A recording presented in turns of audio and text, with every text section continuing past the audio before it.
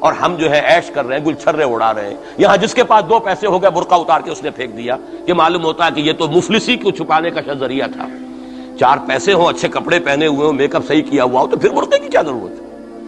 اور میں نے شاید سنا ہے آپ کو، مجھ سے تو چند لڑکیوں نے یہ الفاظ کہے باقاعدہ. میں جب پریکٹس کرتا تھا لاہور میں کرشن نگر میں، تو ایک گھرانے کی، اور مجھے معلوم ہوا کہ ان کے والد انتہائی نیک تہجد گزار. کئی لڑکیاں تھیں بہنیں، ایک ہی تقریباً عمر 200 سے 1.5 سال کی. کبھی وہ آتی تھی کلینک میں میرے تو برقعے سمیت، کبھی آ رہے ہیں تو بغیر برقعے کے. میں نے پوچھا یہ کیا تماشا ہے آپ لوگوں کا، کبھی بغیر برقعے کے کبھی برقعے سمیت. صاف جواب دیا، میں ان کے الفاظ کوٹ اینڈ کوٹ میں ان کے الفاظ کوٹ کر رہا ہوں. ڈاکٹر صاحب جب ہمیں کوئی میک اپ کرنے کا، کپڑے بدلنے کا موقع نہیں ملتا تو ہم برقع پہن لیتے ہیں، اور جب ہمیں موقع ملتا پھر ہم برقع کائے کو پہنتے. تو گویا کہ اس کو چھپانے کا ذریعہ برقع ہے کہ کپڑے میلے ہیں، میک اپ نہیں کیا تو لہذا برقع پہن لیا. یہ ہے حال پاکستان میں اسلام کا جو ہم نے بنایا ہے. تو میں جو کچھ دیکھ رہا ہوں وہ یہ ہے کہ ہندوستان میں تو قیامت، اب وہاں جو آفیشیل فگرز ہیں 1000 1200 کتنے ہیں، لیکن کم سے کم 10,000 آدمی، اور اب یہ چین ہے فسادات کی. کل کے اخبار میں احمد آباد کی تھی، کبھی کہیں ہے کبھی کہیں ہے. اور واقعہ یہ ہے کہ تبصرے یہ ہو رہے ہیں کہ ہندو فنڈامنٹلزم از آن دی رائز. یہ جو کچھ ہوا ہے، جتنا بھی اس کے اندر ان کو گرایا گیا ہے، ان کی حکومتیں گرائی گئی ہیں، اس سے انہیں تقویت حاصل ہو رہی. They are getting stronger and stronger.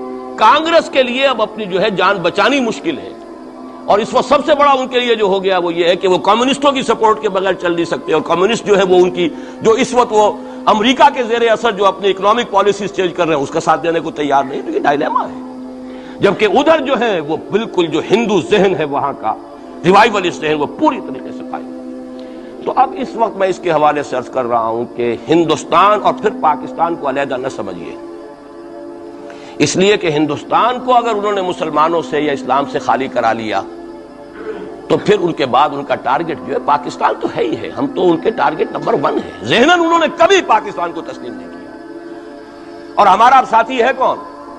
اللہ پر تو نہ یقین نہ اس سے ہمارا تعلق. جو معاملہ نہ دارت سخن آشنا نہ باشد. اللہ سے تعلق کیا ہے ہمارا؟ اللہ سے کون سی دوستی ہے؟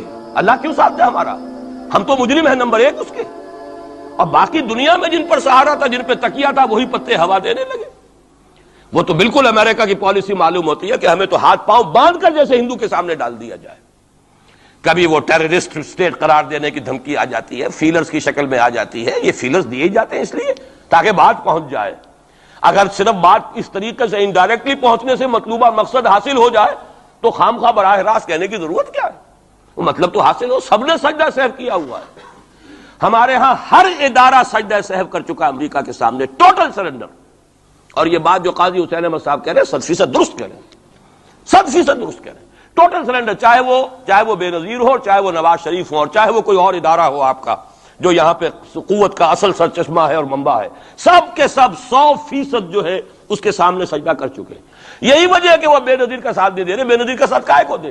اگر نواز شریف ان سے بڑھ کر، ہم بھی ہیں دربار کے، اگر یہ کہنے کے لیے وہ ان سے بڑھ کر تیار ہو تو اسے کیا ضرورت پڑی ہے؟ اس کی کون سی کوئی رشتہ داری ہے بے نظیر کے ساتھ یا کسی اور کے ساتھ؟ ہاں اگر نواز شریف کہیں کسی جگہ پر بھی کوئی اپنے پاؤں کو گھسیٹتا، ڈریگ کرتا اپنے فیٹ کو، کہیں کوئی رکاوٹ ڈالتا، پھر ٹھیک ہے، پھر اس کو آلٹرنیٹ لانے کے لیے تو کوئی ہے نا کوئی سوال.